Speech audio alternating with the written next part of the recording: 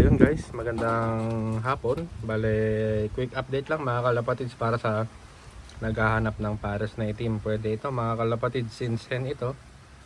Yan. Ito ay yung CTRPA.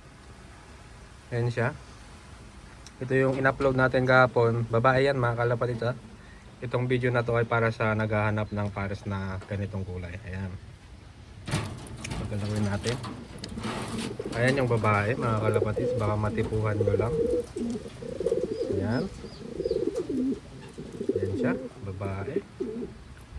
Tapos tignan natin yung kak. Nandun sa stock loft yung kak mga kalapatids. Tara at tignan natin. Itong kak na to mga kalapatids, medyo matagal na ni-reserve. Ayan siya mga kalapatids yung kak, medyo maitim. Nangailangan si master ng ng fund. So ngayon ay hindi na niya kukunin tong kak na to. Ayan siya mga kalapatids. Yan, baka gusto nyo ng pares, PM lang kayo mga kalapatids. Available na to. And yung babae na binidyo natin dun sa kabila. Paano lang natin? Patayuin natin dito. Ayan siya. Yan mga kalapatids.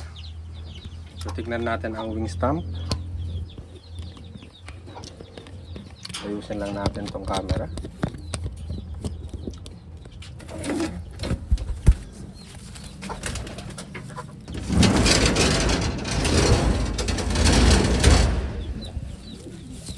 So ito siya mga kalapatids.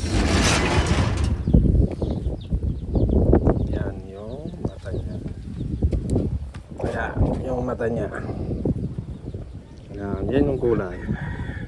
Bagay na bagay dun sa hen na nasa natin ng Taiwan. Ayan.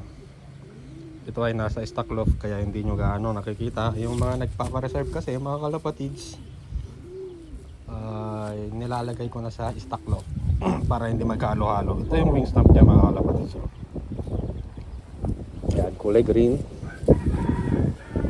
Kulay green ulit. Tapos may mga bilog-bilog dito. Ayan, bilog-bilog.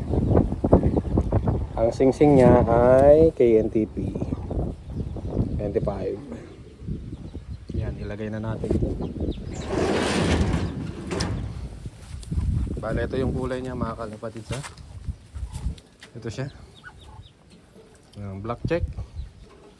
Tapos ito yung babae. Yan. Ito naman yung kak. Yan. So yun, nag-update lang ako mga kalapatids para sa naghahanap ng pares na ganito.